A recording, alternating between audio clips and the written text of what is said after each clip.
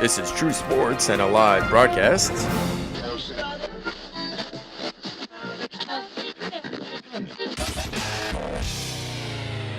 What up, people? What up? What up? How's it going? Everybody, week 11, Unhinged Sports Talk. Thank you for downloading, subscribing, or just listening. Even if you don't listen, that's fine. You could just download and we're fine with that. But yeah, welcome everybody. Yeah, it's been 11 weeks, kind of went by quick. But yeah, so how's your week going by so far, Chris? Oh, that sounds good. Yeah. Give me the Jeff Fisher treatment. We don't want to get started with that early. That's how I felt. Yeah. Watching that game or watching him try to get that challenge flag. Bruh. We were texting about that. Yeah, it was him hilarious. digging for that challenge flag pretty much summed up his experience in LA right now. Just lost, confused. Not knowing what to do. Just which way's up. Juggling everything in. Okay, one thing that I did hear last week, and I thought it was funny, they were asking him, a little bit before the game, and, they're asking him how he's preparing and, about the loss and stuff. And his answer is, right now, I don't want to talk about what happened the week prior to that. We're focused on the Patriots. So they ask him, okay, how are you going to get prepared for their three-headed monster at running back, which they have LeGarrette Blount, Deion Lewis is back, and then they have James White. His response is, oh, yeah, he, says some stuff about LeGarrette Blount, and then he says Danny something. I don't know if he was talking about Danny Amendola or Danny Woodhead, who's now in with the Chargers. And has been for 2 years. For a while, yeah. Bruh. He hasn't been there in years. I was just a perfect example of how unprepared he is lately. It's become a joke, honestly. Like his answer is, I'm not worried about that. I'm focused on the Patriots. But he can't name their three running backs. He names the starter, which is fine, but he can't name the other ones who are also doing really good this season. And he names a player who is either a receiver in Danny Amendola or one of their older running backs who hasn't been with them for a couple of years. Man, it's almost worth it to, not worth it to talk about it anymore, because it's just, at this point, it's a joke, but, and then he gets that extension, and it's like, and the thing is, too, is who leaked that extension? People are saying that it might have been from his camp or his agent. Yeah. Just to kind of get everybody to show, because you heard about the whole Eric Dickerson thing, right? Yeah. Where he's saying he's not going to go to a game. Yeah, I know, because that was supposed to be one of their alma mater, players saying, I support this team. Let's go, fellow Rams fans, and let's go and support them. Even though they don't have the best product, let's go and show up to the game. Let's go and show up, to everything.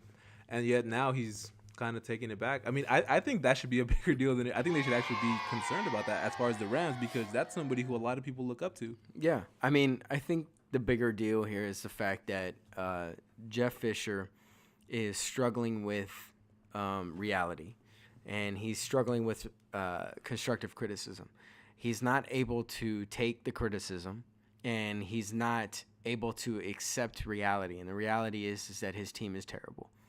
And being the coach of this team, he is primarily responsible for that. Whether deserved or undeserved, he is responsible for it. And honestly, watching some of the Hard Knocks stuff, the way that he would talk to the team, and when he did that whole, I'm not going, 7 and whatever, I'm not going 8-8, I'm not even going. Did he say also no 10-6? 9 and whatever. No, but yeah. I think 10-6 is a successful season. That's not a bad record at all. No, especially when you've never had a winning season, I believe, since he's been the Rams coach. Yep. I mean, the thing is, if he loses this week, he's going to go down in history as the the coach with the most losses in NFL history. The most, what's the way to phrase it? The most the worst record? No, the most losing. Oh, the highest. In history. Yeah. Which is pretty bad. And he just got a 2-year extension. He seems like he doesn't care, though. Right. Because he seems like he's like, I'm right. He knows nothing's going to happen. And that's what I'm saying, dude. Yeah. He knows he has that job security, which sucks. But especially with his move to LA, like I said, I don't think they're going to fire him because he bought himself time with, drafting that rookie quarterback where he's like, I have to have time to develop him. A lot, I don't even think that has anything to do with it, though. No, a lot, at this point. No, at this point, I would agree that's with his that 3 weeks ago. No, that's his argument though, because he's gonna. Right, but I would have agreed with that 3 weeks ago. I don't think that's it anymore. Yeah, it is. Or so I think Stan Kroenke went to him and said, "Listen, I want you to be the coach of this team until we get the new stadium. If you do well, we'll consider keeping you beyond that.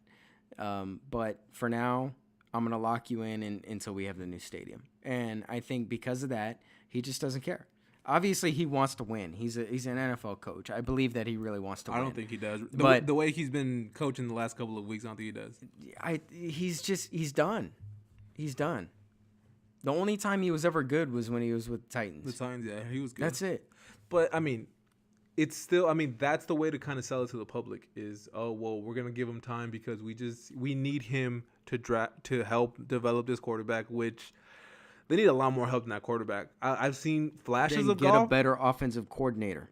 Yeah, You want to develop a quarterback, but the offensive coordinator is terrible. Well, in general, I don't think Fisher should have any say in the offense. I think None. Fisher. Bring in North Turner. You want to get successful, and you truly want to develop this quarterback. Bring in North Turner. He's available. Give him a call. Fisher's a great defensive mind. Defensive. Offense, he has no idea what he's doing. Yeah. They've been terrible in the draft. I mean, the only person that they had that was good was Gurley. But, I mean, I personally think Gurley just kind of, lost sight. And, I don't know, maybe he just wasn't training as good, especially, with the move to L.A. That was my biggest issue. I mean, it's kind of weird to say, but it's like fantasy football where I had the option to either draft him or David Johnson. I was like, I waited like the whole minute and a half trying to decide, and I was like, let me just go with David Johnson because. And people were asking me like, how could you pass on Gurley? My response was, I'm not completely sure on how he's going to respond to moving to the LA lifestyle and having Hollywood and the lights and everything here. I'm like, he could do great, and I hope he does. But I think it's a lot for people to take in, especially when he's young. And he's in the city. He has a lot of money. He has fame. He did great his first year. So I think it could have just kind of been a little overwhelming for him. I hope that was it. And I hope he just had a miracle season last year. I hope that's not it. And, that's not who he really is. I think that he definitely has the talent. But, I don't know if he just got sidetracked. Hopefully that was it. Hopefully he just wasn't training. He was just going out a lot and filming all those Carl's Jr. commercials all the time. You like burgers? I like burgers. Of course you do. But I think it's safe to say Jeff Fisher is the luckiest NFL coach in history. Bruh. I was looking at the record. Look, this is his record since he's been with the Rams: 7-8 and a tie, 7-9, 6-10, 7-9, and then this season so far it's 4-7. So he's not had a winning or an above 500 record since he's been with the Rams. Dude, granted, last game was with the Patriots, so you expect them not to win that game, especially they played in Gillette Stadium. So I get it. Tom Brady, even though they didn't have Gronk, but their defense just looked terrible. That run that LeGarrette Blount had, where he was just hopping around and he found all those holes just to run it for a touchdown. That defense looked weak. That defense didn't look like the defense that a lot of us were hoping for since the beginning of the season. Yeah, I think ultimately the defense is getting burnt out. I think that they're on the field a lot, and it's really burning them out. There's no offense happening. Jared Goff made some really nice throws against New England. He was on point. I hear a lot of people dogging him today, people saying that he did terrible. I can't argue that he did great because he didn't. But I can't argue that he did terrible either. And the reason why is I look at his stats, and he's played 3 games in the NFL, and he already has been sacked 8 times.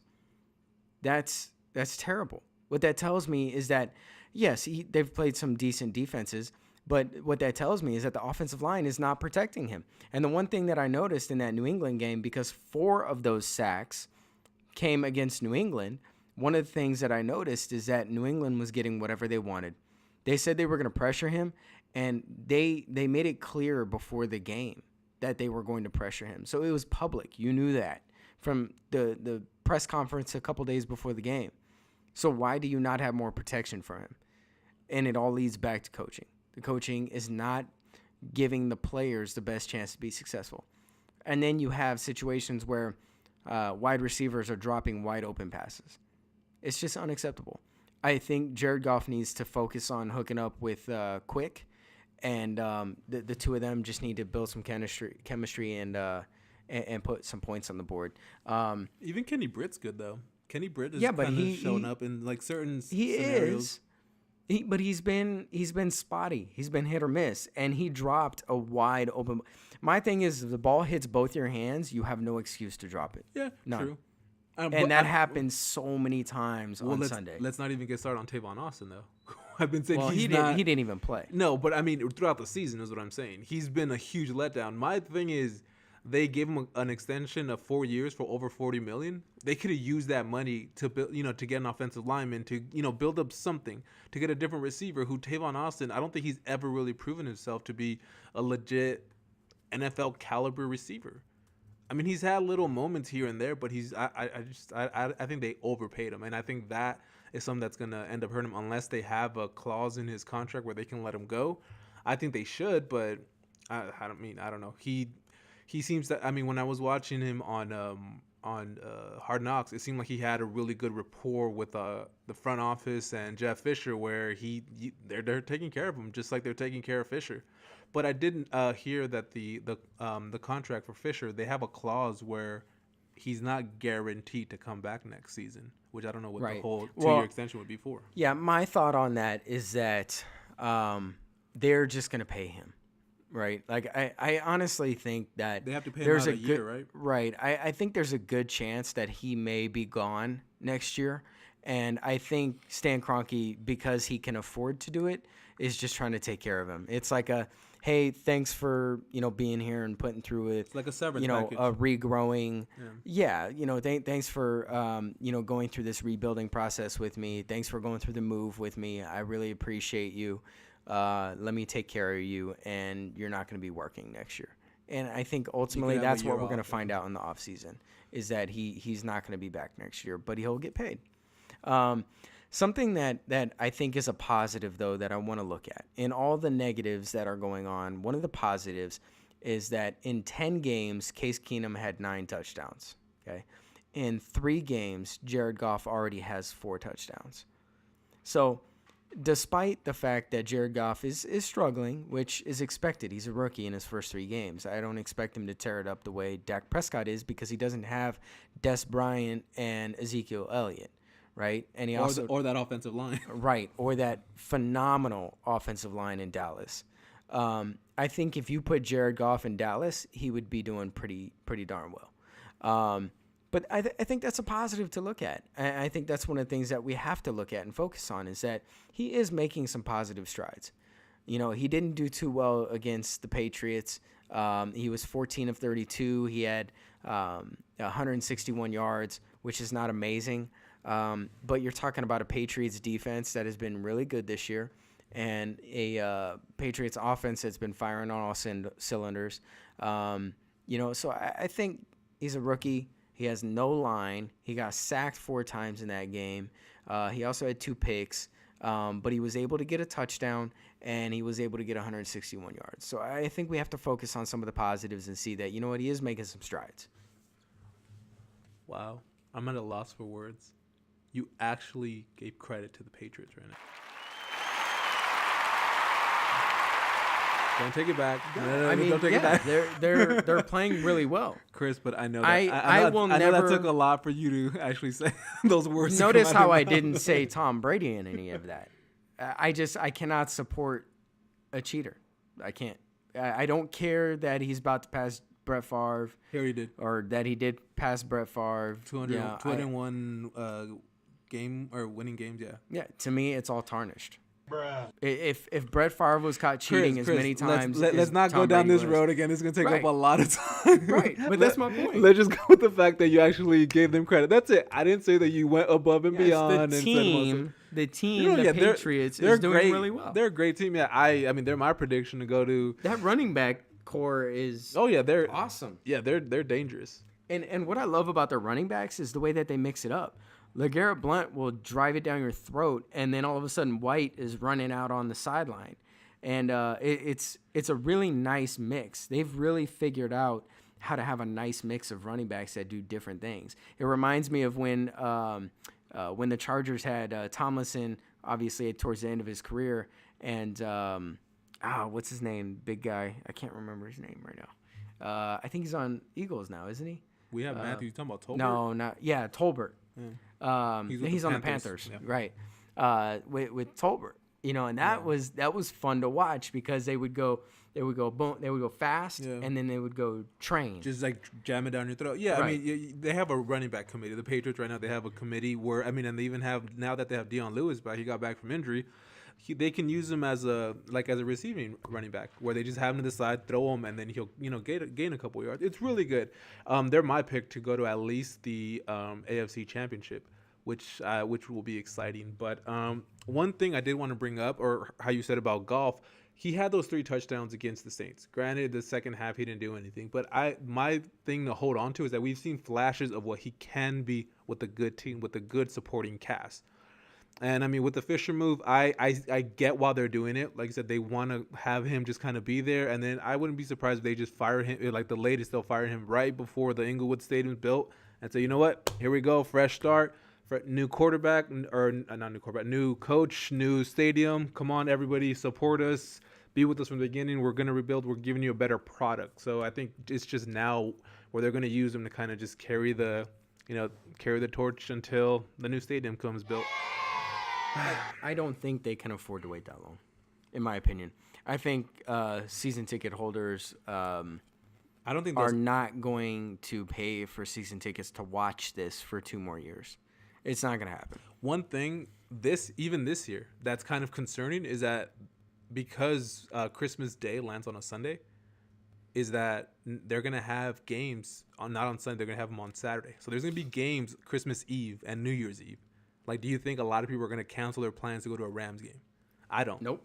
Like, I wouldn't go. Yeah. Like if it was a different day, like I wanted to go to one. But there's a lot of tickets for sale right now. For but I would not go for that. Like, even I think it was Steve Mason from ESPN. He was saying, I'm a season ticket holder. I have really good seats. He says, I'm part of the Rams family. I have great seats. He said, I'll sell my tickets for $1, for 99 cents. He said they're already up for sale. Yeah. He said they're up for sale. I'm not going to that game. No, he said, I'm not going to go. He said, you can buy them 99 cents. You can buy them if you want. And he said, the problem is I don't think that they're going to sell. Yeah. Which is sad. But all right, so let's move on to the AFC West. Broncos, they just won this week, so they're back into the they beat Jacksonville. They're back in the playoff hunt. So it's 3 teams from the AFC West that are in the playoffs as of today, which is going to be the Raiders. They winning the division currently, Chiefs, and then in the wild card it's the Broncos, it's the Chiefs and Broncos in the wild card. However, this Thursday is going to be Raiders and Chiefs. That's going to be a good game.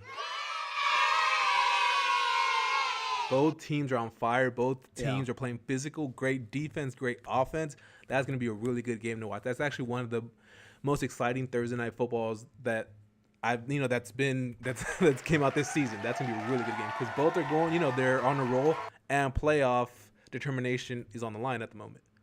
Yeah. I'm actually really excited to watch that game.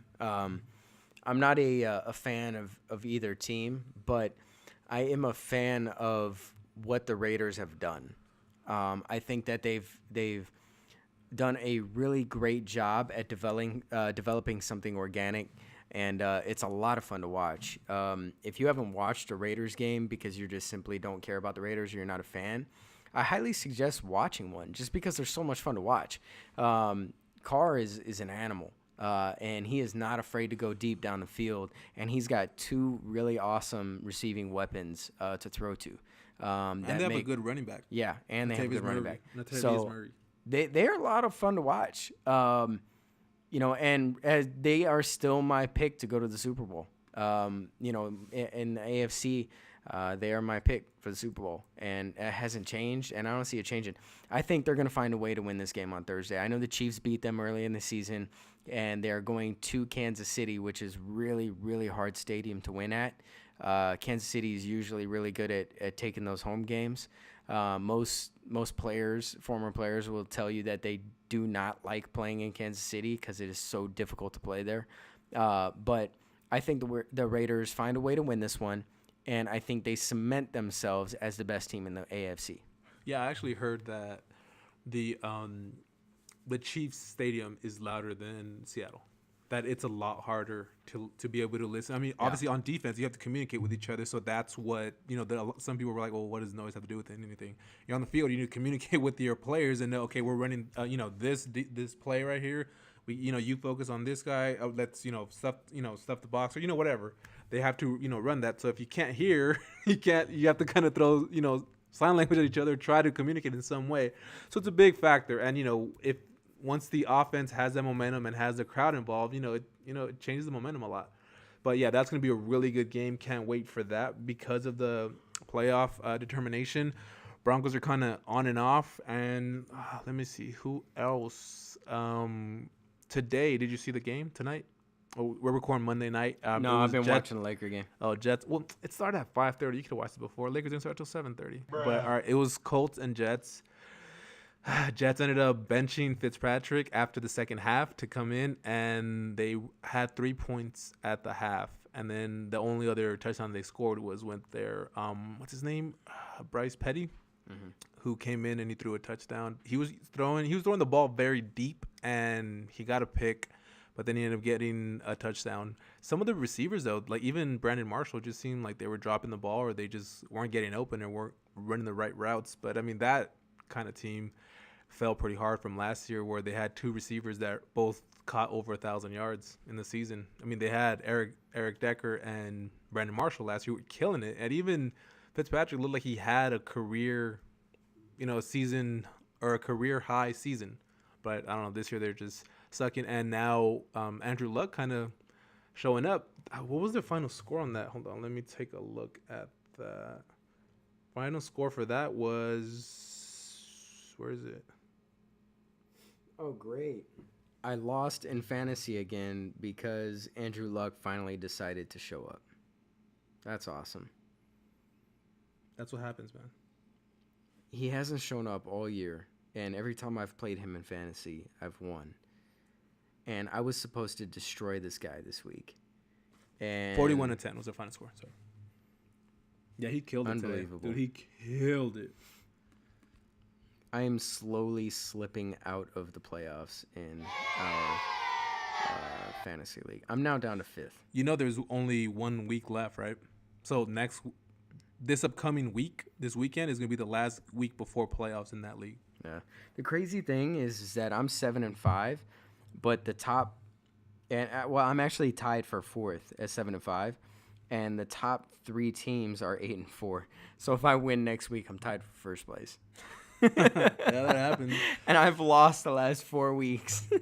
Dude, I have lost a lot in that league. I haven't even set my lineup in weeks for that. I said, you're 5-7. Yeah, dude, I had Devontae Freeman. I sat him down when he was on a bye week, and then I just never put him back in. I mean, he had a bye week 2 weeks ago. I was like, crap, I forgot. You mean the guy that I was trying to trade for that you took? How did I take him? The guy came to me. He's like, hey, he's the one who put a trade into me, and he didn't say anything. He's like, I just got a trade alert. Devontae Freeman for Emmanuel Sanders. I'm like, all right, all right, that's cool with me. So I want to know sleeper prediction. What sleeper do you have now? Because we can't really call the Raiders a sleeper anymore. Oh, you're talking about teams for playoffs? For playoffs in NFL. My sleeper, he's not really a sleeper because I mentioned him last time, but was the Giants because they're doing really good. Even though they lost last week, they lost to the Steelers. The Steelers are doing good. Steelers are just outside of the playoff hunt, but I mean the Giants their defense was the biggest concern last year, and I think was the biggest concern to the start of the season. Their defense has been playing a lot better than a lot of people anticipated, and their offense. I mean, Eli Manning, who no matter how many times he has that dumb look on his face, he still can produce. I mean, he beat Tom Brady twice. That's Tom Brady's kryptonite right there, and I mean they have Odell. Rashad Jennings, their running back, has been doing pretty good, putting up some numbers. They have Paul Perkins, as their backup. And, I mean, they have Victor Cruz, who's not at the caliber as he was in the past. But I mean, he's still good. He's still producing, making some reliable catches. And then they have their rookie Sterling Shepard. They have a good offense.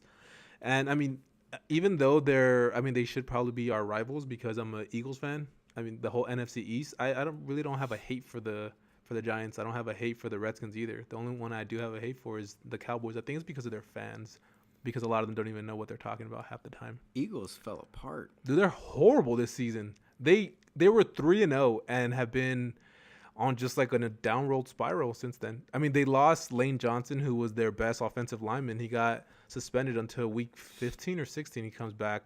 But ever since that, like, they kept swapping out offensive linemen, and that line is terrible. Keep getting, Wentz keeps getting hit. Wentz throws last week, even yesterday, he was throwing the ball horribly, but he threw the ball 60 times in a game. 60 times for a rookie. That's terrible. That's terrible pace for him to be throwing. He should not be throwing over more than 40. He shouldn't be throwing 40. But I mean, good old Ryan Matthews got injured, and I don't know when he's coming back. I told you when you guys took him off our plate, I said, good luck. He's like glass. He is so fragile. I really liked that much before, so I didn't know what I was getting into. But when he told me that, I was like, crap, he might be. I hope he's not. When he's good, he's great. No, yeah. But he plays. The problem is every time he gets hit, you cringe because you think that, oh, great, he's hurt. Again. So it's tough. So my sleeper prediction is the Buccaneers.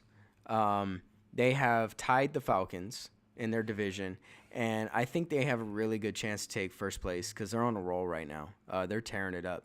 I still think they're a couple years away from being true Super Bowl contenders, like a threat or something. Yeah, but I think they'll definitely make it to the playoffs this year, and it's crazy because at the beginning of the season, I wouldn't even have talked about the Buccaneers. They have a wild card spot at the moment, so I mean they're in there technically. If it would have started today, they'd be in there, which is good. I mean, they have a young team, like you said. I don't think that they'll go far in the playoffs, but I think any playoff experience, especially for these young players, is good. And one team that I did want to say who is a sleeper. I don't know. I mean, I'm only counting as a sleeper because not many people have been talking about them. Is the Baltimore Ravens. They're playing aggressive. Their defense is a lot better than it's been in the last couple of years. Their defense is playing really good. They have the number one rushing defense where they allow the least amount of, I don't know if it's touchdowns or yards or both, but their defense is really good this year. It's playing at an elite level on certain parts of it. Their offense, Joe Flacco kind of not show up at times, but I mean they're playing really good and they're winning their division. They're in third place in the AFC, so that might be a team to be on the lookout for. Houston just seems like it's kind of falling apart though. Yeah, I heard that you have some big boxing news, and I'm really curious to know what the big boxing news is because we were talking about boxing last week, and now all of a sudden you hit me with this big boxing news, and so I'm curious, what is this big boxing news? Conor McGregor just got, or a couple of days ago, he got licensed to box in California. So that whole, remember how him and Floyd were going back and forth that they would fight, in boxing, MMA, whatever, most likely would be boxing. But I mean, it looks like McGregor's doing his part in trying to get licensed so he can do it the right way and so it could actually happen. So, I mean, I don't know if it actually will happen. I doubt it will, to be honest with you, but it's still a good, fun topic to discuss. So it looks like it might happen. We might get that kind of dream crossover fight where it'll be one of the best boxers of all time, whatever you want to call it, and a great, MMA you mean fighter. One of the best runners? Oh yeah, I mean, I don't like his running. Technically, he's one of the best defenders of all time. Yes, like when he defends, I would give him that. Yeah, I'm not. Yeah, I don't like him like his bravado all the time. Sometimes it's entertaining, but I'll give him his credit where credit's due. He's one of the greatest defenders. Like, he will not get hit. Even if he's standing there, he'll move and he'll roll his shoulder and he won't let you hit him. And it frustrates a lot of fighters. But regardless, two of the best smack talkers, especially in this last, generation, are possibly my fight. I think just even building up to the fight will be hilarious at what they say to each other. Yeah. There's one thing that strikes me is that it's in California. I don't think Floyd would fight in California. I don't think it would draw a big enough crowd for him. I think if they were to fight, it would have to be in Vegas. Agreed. And See, the reason why I wouldn't put it past Floyd to do it is because if he fights Pacquiao again, the money's not going to be there. It's not going to be a big money fight because nobody wants to watch that again. I love Pacquiao. I will not pay to watch him fight Mayweather again. I don't care. That fight was disappointing. I think a lot of people would pay to watch McGregor and Floyd fight because they would be making history. And I think a lot of people would pay to watch that. And knowing Floyd, he's all about his money. I think he would do it in a heartbeat. Because all he would do is run around the ring all day and dodge and duck and weave. And he's a boxer and Conor's not. So I think ultimately, Floyd would win the fight because Conor wouldn't be able to hit him and he would win, on decision. So it'd be easy money for Floyd. Oh, yeah. I mean, I think they would make a lot of money. I'm sorry. I don't know if you... Sorry, I was reading this article that Dana White just posted. I was going to bring it up right now. Would you watch it? Yeah, I would watch it. I don't know if I would pay for it, but I'd watch it. But you go to like a bar or something and watch it there. So, yeah. I mean, where you're not going to pay, all the full price for the fight. So I was reading this thing where Dana White says he's quoted with Yahoo Sports. He says, "I have no idea what Conor is doing." White told Yahoo Sports when asked his opinion on McGregor obtaining a boxing license. "Conor is Conor. He does his thing, but he's under contract to me. Who knows with this guy? Who knows what he's up to? I just let Conor be Conor. And the other thing is, it's fun to talk about this fight and what might happen, but what commission would let that fight happen? Really think about it." I mean, which is true. I don't think it'll actually happen because I think there's too many moving parts that would have to approve. Look at how long the Mayweather Pacquiao fight took, to happen. Granted, they wanted to build that up, they didn't want to hype it up. But when you're crossing over two completely different sports, I mean, I don't know if it's for liability or whatever they want to call it, but I mean, everyone's going to want to get their hands into that pot, which is two different sports. The other one was just two different management companies. This one, you're talking about two completely different entities of entertainment. So I just think it's going to be way harder to actually get to happen. The thing is that the Floyd and Pacquiao fight didn't happen until Floyd sat down with Pacquiao and made it happen. So I think if Floyd truly wanted it to happen, he would sit down with Dana White and he would make it happen. And I don't think that there's much that anybody would be able to do to stop it. Because Floyd, regardless of how you feel about him, I can't stand him. I disagree with him as a person. I think it's disgusting what he's done to women. But he is a phenomenal defender, one of the best to ever fight. Agreed. And when he wants something, he gets it. He has his say in boxing because he's the king of boxing. So I think if he really wanted it to happen, it would happen. I mean, I think he could do it from his side, but I just think that it's going to be a lot harder to actually make happen. You think Dana White wouldn't sign that contract? I think Dana White won't let Floyd try to, get one over on him, just like Floyd is used to doing with other people. How much did Pacquiao make on that fight? Did they split it 50-50? I don't know what their final numbers were. No, it was like 55 to whatever Pacquiao's share was, 48 or 47, whatever. That doesn't but no, because there were other people involved. There were other people that had to get a cut. Well, because Floyd used to not pay. I mean, obviously the only exception was with Pacquiao, where he's used to just paying them a flat rate, and then he keeps all of the pay-per-view royalties. Right. Which Dana White would not let that happen. Right. I just think that it's going to take a lot of... I think Floyd respects Dana White, though. I think to a certain point, but I just think that it's going to take a lot of negotiation if it does. And from what Dana White's saying, that's not even anything that's ever came to him, because they've asked him this in the past, and he said, no one's ever reached out to me. I make the final decision on if Conor's going to fight and who he's going to fight. Right. So he's laying down the groundwork. He's saying nobody has reached out to me. In other words, he's telling Floyd's camp, hey, if you guys want this to happen, you need to come talk to me. Well, no, he said this when, a couple of months ago, it was a while ago, when people supposedly were already coming up with a tentative date when it was going to happen. He was saying, I don't know what you guys are talking about. No one's reached out to me. This ain't happening. So he's saying, this is not going to happen until I get my cut, until you come. You don't approach. He says, you don't approach Conor with this. You approach me. That's what I'm saying. There's no communication so That's far what from I'm what we saying. heard. No, he's laying the groundwork. He's telling Floyd. Oh no, but this through was these interviews. Oh, but this is months you want ago. it to happen? Come talk to me. Oh, but this is months ago. That's what I'm saying. It's not gonna happen quick. I don't think it'll. I think it's gonna take a long time for if it were to happen because there's a lot of parts and the promotion companies, all that. I just think it's gonna be a lot harder for it to happen than a lot of people think. A lot of people are making it seem like, oh, it's gonna happen now. Like any little news, like with this whole, McGregor got a boxing license. People were like hyping up, like, oh, it's gonna happen right away. I'm like, it's a kind of like a little step towards in the right direction, but I don't know how likely that is that it makes it a guaranteed thing. I think we have to wait and see what Floyd says. I think if Floyd talks and he says straight out like he did with the Pacquiao fight, if he says straight up, I want this to happen, let's make it happen, then I believe that he's going to go to Dana White and he's going to make it happen. He's going to do – I mean, come on. When he saw Pacquiao at the Laker game, he went up to him and talked to him. And they exchanged phone numbers. They had a couple meetings. They made it happen. That fight happened within, 6 months of the first time they talked?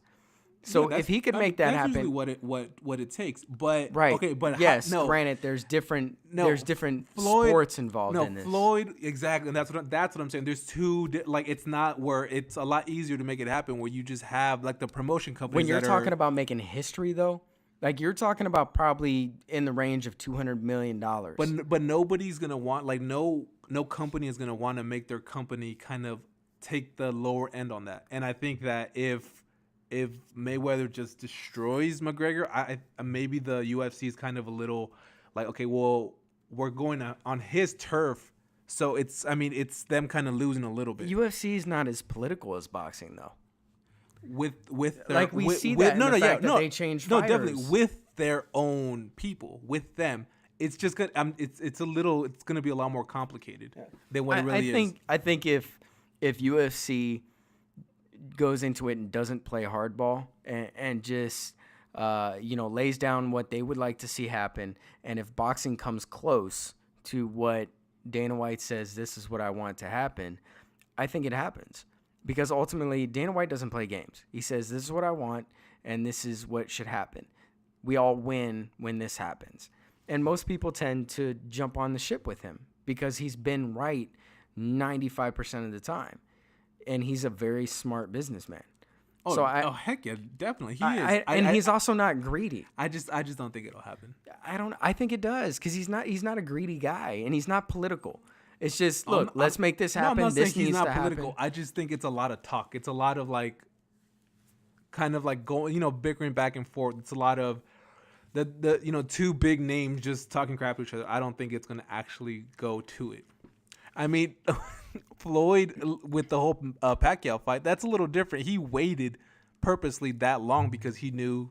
I don't think he could have beat Pacquiao in his prime. So he waited until he was a little washed up.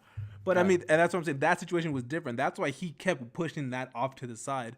With McGregor, I don't know. I just think I don't think it'll happen. Like you said, I don't think that they'll fight in California. He got licensed in California, so yeah, I got a license. But realistically, Floyd's not gonna fight outside of Vegas. He's the king of the Vegas pay-per-view and all the pay-per-view in general. But yeah, we'll see what happens. One thing I kind of want to backtrack into NFL and with the Seahawks. Seahawks are doing really good. They destroyed the Panthers yesterday. I did want to bring up the fact that Earl Thomas broke his leg.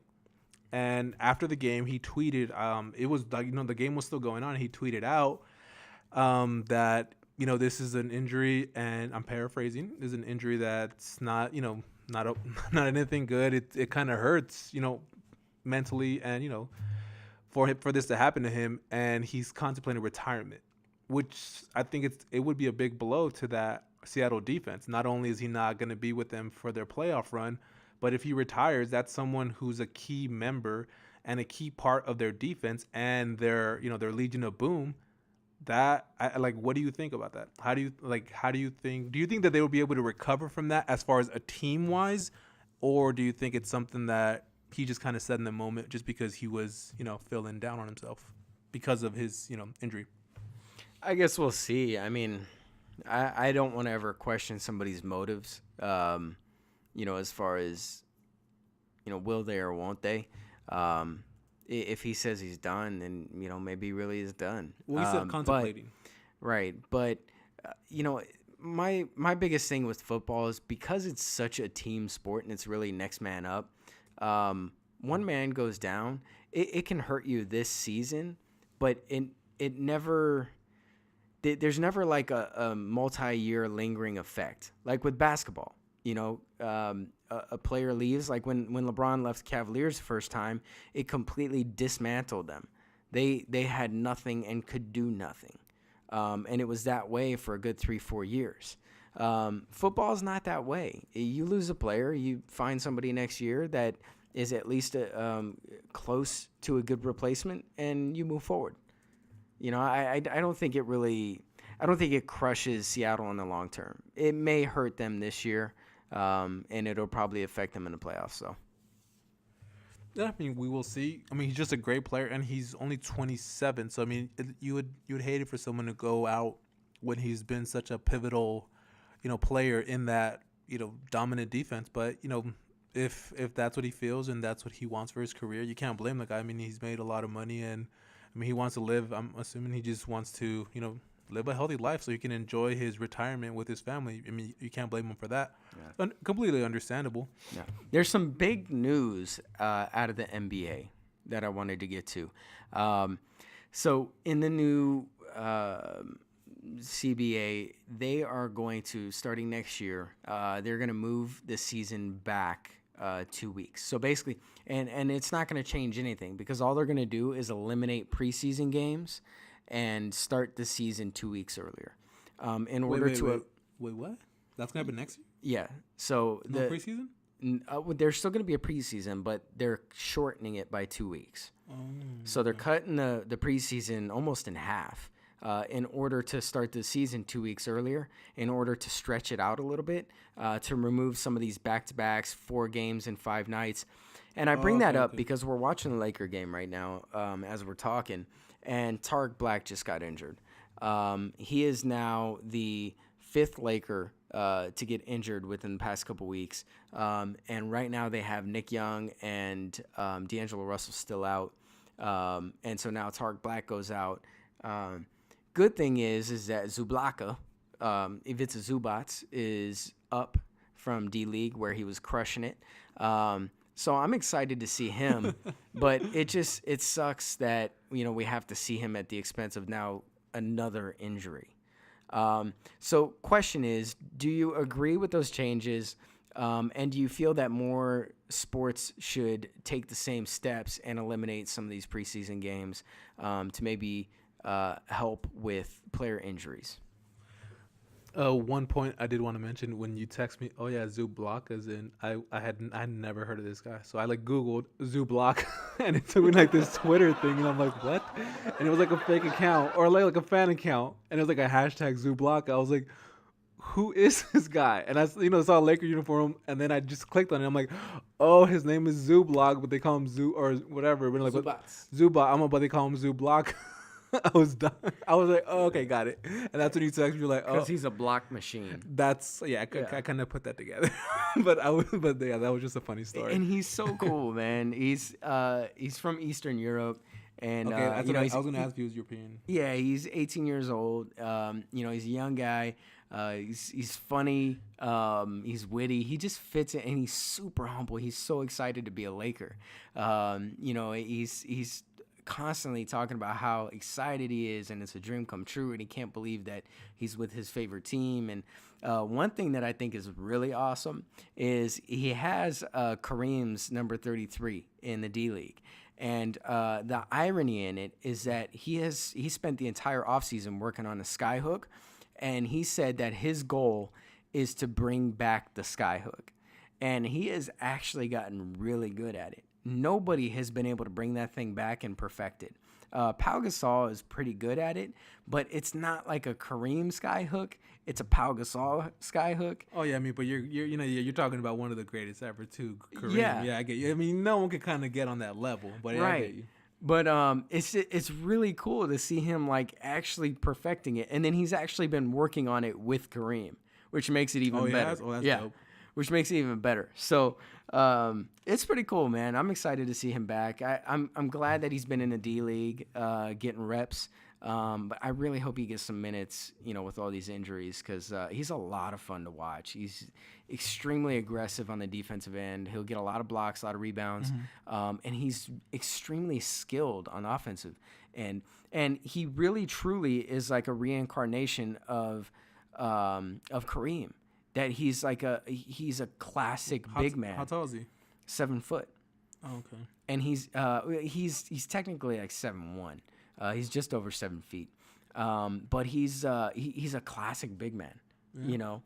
Dominant in the paint, blocks, and just really good with his footwork and passing ability in the paint too. Yeah, for sure. Okay, well, to answer your question about if I feel that they should do that, I feel personally with the NFL, I think that they should either eliminate the preseason or at least just do like 1 or 2. They have currently, I believe, 4.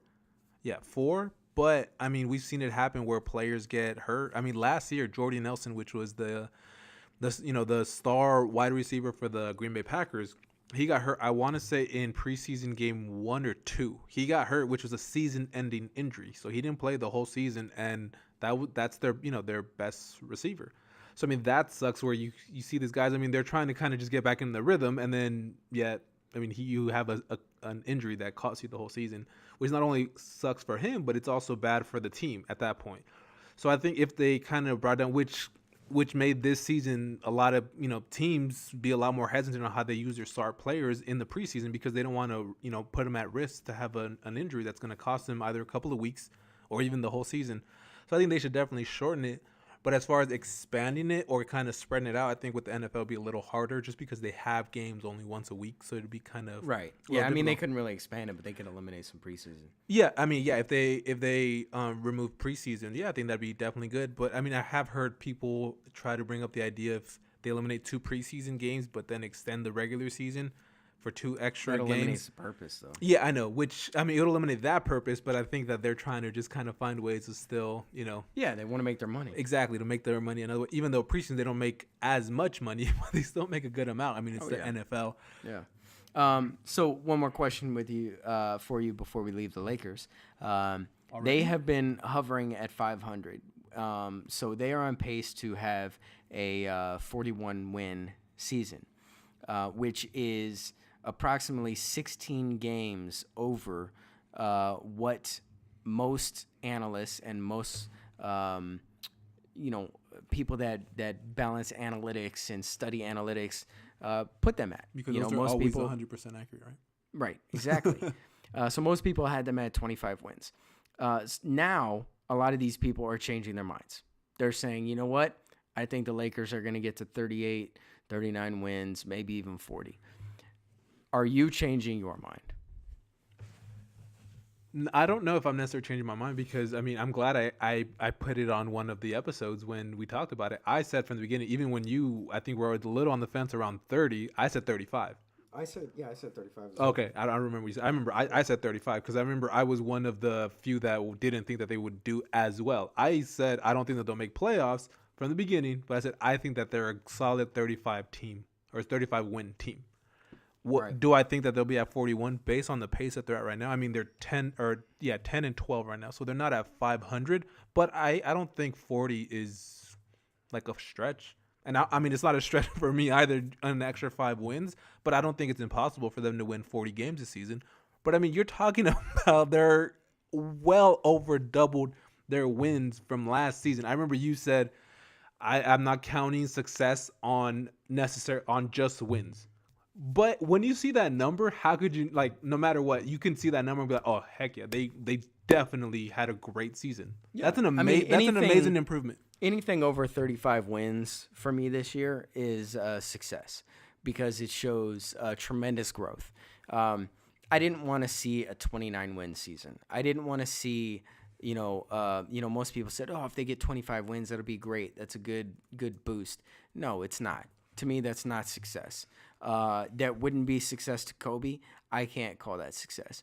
Kobe's motto was, it's championship or nothing. If we don't get a championship, then it's an unsuccessful season. I think given the youth, if you have first, to you're say, last, like Ricky Bobby said. Right.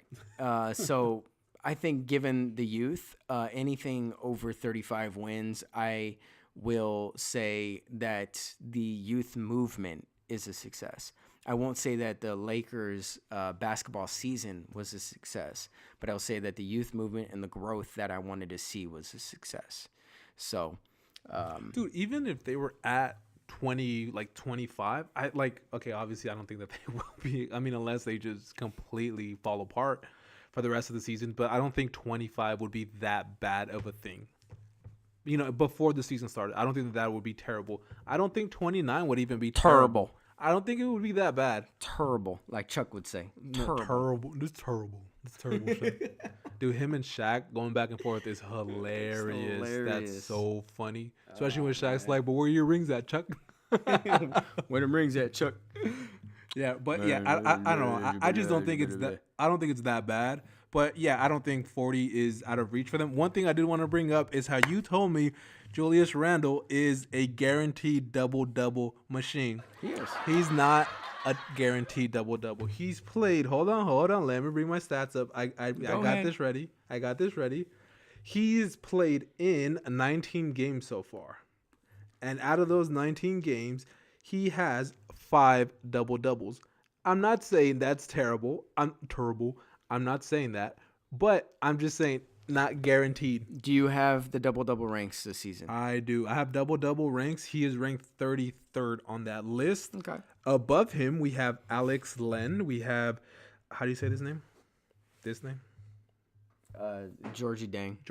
We had Jonas Valanciunas, Oder Pop. He's going to pass all those guys. I don't know who all these people are. We have the guy who loves kicking people in the nether regions, Draymond Green. Yeah. We He have could pass DeAndre. Draymond, Well, I mean, they're tied technically. So, Yeah. I mean, but yeah, we have DeAndre Jordan from Chip City, who he's at 6. That's, I think, where it's. He's tied with all these guys. Yeah, technically he's tied. Okay. So technically he's 25th. 26. By 26. one. So how many does the number one double-double player have? 17, Westbrook. And then we have. Well, nobody's going to catch Westbrook. Hey, Hassan Whiteside's only one under him. This is double-double. This isn't triple-double. This is double-double. Hassan Whiteside's only one under. He's at 16. Westbrook is the best player on a team with nobody. So nobody's catching him. But what about James Harden? Same thing. Yeah, same 15. thing. Dwight Howard, your favorite player of all time. Andre Drummond is at 14. Kevin Love at 12. Anthony Davis, kind of same argument, at 12. Dwight Howard still plays basketball? Yeah, I mean, he's average. Oh, that's right. He just got dunked on by Oladipo. Oladipo. Dude, that was nasty. But yeah, hey, I mean, that's not a bad feat. He, 14 games, which on all those he probably has, over 10 rebounds. But yeah. but Dwight Howard is a solid basketball player. He's a very good basketball player. I just don't like him as a person. Didn't you get him on my? Yes, because he is a very good basketball player. He is not. It's so funny because you hate him so much. I don't like him on a personal level. But you still got him on your team. on your 2K team. So. That's hilarious. Okay. Anyways. Okay, but now we can move on from the Lakers. Yes, Julius will pass the majority of those people. He's not going to pass Westbrook, Harden. He's probably not going to pass Dwight Howard because Dwight Howard's a center. Or Hassan Whiteside. Whiteside. He's not going to pass the centers, and he's not going to pass the superstar players that are on a team with nobody. So, yes. Thompson went for 40 points in the first half today. Just wanted to put that out there. He's an animal. If he wasn't on that team, he'd be doing that every night. So he would just saying, come to the Lakers. So he would be but I think he needs to go to a team where he doesn't have to pass the ball, kind of like Westbrook or Harden. No, but see, I don't think he wants to do that though. He thrives in a system where the ball moves, because the thing is that Thompson's not going to take you one-on-one. He can, but he's not going to. He thrives in a system where he can get loose, run around screens, off-ball screens, and hit the corner and take those threes. Or, hang out on the elbow and wait for somebody to drive and kick it out to him. That's what he does, and he is great at it because he will knock down the majority of his shots. And then drinks beer during his interviews. Right. Some thug stuff. I think he would be amazing on the Lakers. I think if you had D'Angelo Russell, so let's just play fantasy. I thought we were going to move on, but let's play fantasy for a second. This is about Thompson. Let's play fantasy for a second. Wait, hold on. If Laker fans, he tweet scored. on this. He scored 61 points in 3 quarters. Just want to put that out there. That's crazy. Laker fans, tweet on this. Tell me if you want to see this. I'll even put it up on Can you do it? Or you're probably not on the Twitter right now. If you're on the Twitter tonight, post this. I will not post anything of the Lakers. Yeah. I'm just So right now. D'Angelo Russell, Klay Thompson, Brandon Ingram, Julius Randle, and right now Mozgov. I think that is an awesome starting five. Well, I mean, I think realistically, Thompson just puts them a lot higher. Because and he'd be playing a similar system, fast-paced, move the ball system, with Luke Walton, who he loves. How long is his contract till He's a free agent 2018. We'll see what happens. I mean, I think he might like where he's at right now. I think he loves being in Golden State right now. But he doesn't have to carry the load every night, but when he goes off, he can go off. Great player, and I think he's really underrated with his defense. It's because he's on a team with 2 MVPs, and but even last year, like his defense didn't get brought up as much. I mean, even like Curry wasn't playing defense on every play. I think that's what most people talk about is his defense. So. I didn't hear as much as it should have. Because that guy's like amazing. He's a phenomenal defender. He's always like on the ball. He's always focused and doing his part. No matter even if the rest of the team isn't as focused on defense, they're just worried about getting their shots off. He's always on there, which is great. But his daddy raised him right. That's for sure. Yep. Defense first. Well, and his dad raised a bunch of other professional athletes. Speaking of other professional athletes that his dad raised, I want to talk about Dodgers real quick because I heard some breaking rumors today that I'm hearing that there is a lot of truth in one of them, and the other one is just people hoping. So there's 2 trade rumors out there. One is for Andrew McCutchen, which the Dodgers would have to give up several of their farm players and possibly a big league player, maybe named Jock Peterson. And then the other trade rumor is Ryan Braun, which the Dodgers wouldn't really have to give up much, maybe a player, and again, Jock Peterson's in the talk. I don't think Jock Peterson's going anywhere, but and then also a couple farm players. So here's the thing, and I want you to answer the question based on the facts, okay? Ryan Braun, so I'm going to give you the facts, and then you just tell me, based on these facts, which one would you go with? Okay. Ryan Braun was busted for juicing and was suspended for 50 games. He's been known to use PEDs. Is that the one who won MVP over Matt Kemp? Oh, yeah, he took it over the Kemp. year that he juiced. Okay, yeah. That's what I thought. Okay, so Ryan Braun last year had a 305 average, and he had 30 home runs. Mm-hmm. Okay. Andrew McCutchen, I don't remember his home runs off the top of my head, but he had a 295 average. Both very consistent. Ryan Braun has a little more power. I don't know if he's juicing again, but you run that risk of him juicing and getting suspended. Good thing is that he's under contract for, I believe, 3 or 4 more years. Bad thing is it's a very large contract. For a player who's aging. I believe he's still owed $80 million. Andrew McCutchen is a phenomenal player. He's an all-star, and he could arguably run into the MVP race if he can fire it up and have a season like he had 2 years ago. But he's very consistent, and he is a phenomenal defender. I mean, he's so fast, amazing in the field. So based on those facts, which trade would you prefer the Dodgers to have? The one where you're going to get a consistent guy who maybe might not hit as many home runs, but he's a great defender and you have to give up a lot more, or the guy who's on a bad contract but will give you good home runs but may get caught juicing? I don't know. That's a hard because, I mean, I would say go with the guy who's a little more consistent. Who hasn't been caught for PEDs in the past. But I mean, if you have to give up a lot more, that's kind of. I mean, is it going to be pieces that are going to hurt the Dodgers a lot? No, the only one that they talked about that could suck to lose is De Leon. My opinion is I don't really care if De Leon has to go so we could get Andrew McCutchen. I'm fine with it. I've been a fan of Andrew McCutchen for about 5 years now. But you mentioned young Jock. Is he going to still stay, or is he on the board? Yeah, to because I think Jock being in that was just a rumor because Jock had been in the rumor with the Ryan Braun trade. go? Okay. I would because say if we can keep him. right, then Puig was a big name in that trade. Yeah, but still, Puig hasn't really been producing Right, as much. I would be fine with De Leon and Puig. Yeah, I would rather lose Puig than Jock. I don't want to lose Yeah, Jock. I think if we could package Puig, De Leon, and then maybe a couple no-name farm guys for Andrew McCutcheon, I 100% fine with that. I'd take it, buy it.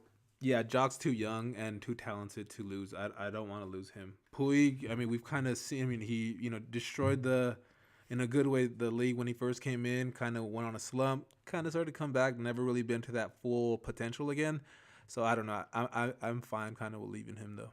Yeah. I mean, if we have to part ways with him. So the other one, big news, is that the Marlins have said that they are willing to throw a 4-year, $80 million at Kenley Jansen.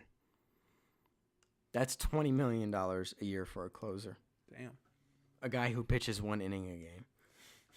But granted, does pitch pretty much every game. I think I should have tried to go professional baseball. Right? Damn. 20 mil for a year. And you only pitch 1 inning. a game? Yep. I mean, granted, they have a lot more games in other sports, but still, you're not playing the whole game. I mean, yeah. Here's my argument to it. I say you do it. I say you buy it and you do it as quickly as possible so nobody else can get their say. I think the Dodgers have to throw whatever they can at him to keep him. The reason being, in the postseason, the only pitcher that was really out on the mound when it counted was Kenley Jansen. Yeah. He showed that he can go 3 innings and he can carry that team in a postseason do or die game. I think you have to throw. Here's the other point. The highest paid closer right now is making $15.5 a year. Who's that? I don't remember his name, Oh, but he's on the Nationals. okay. He's making $15.5 a year. Okay, there's a couple other closers that are making around $15 a year. Mm-hmm. Why is $5 million more a year for the best closer in the game and arguably one of the best pitchers in the game that big of a deal? I don't think it is. Maybe the 4th year might be a big deal. Maybe you say, look, Kenley, we want to bring you back. We understand that these other teams are going to throw this at you. We'll give you 3 years at $20 million a year, and we'll give you a 4th year option, but it's going to be a team option. And maybe have that option based on performance in the 3rd year. Mm-hmm. Say, look, if you reach these milestones, X, Y, and Z in your 3rd year, then we will guarantee the option. Why not?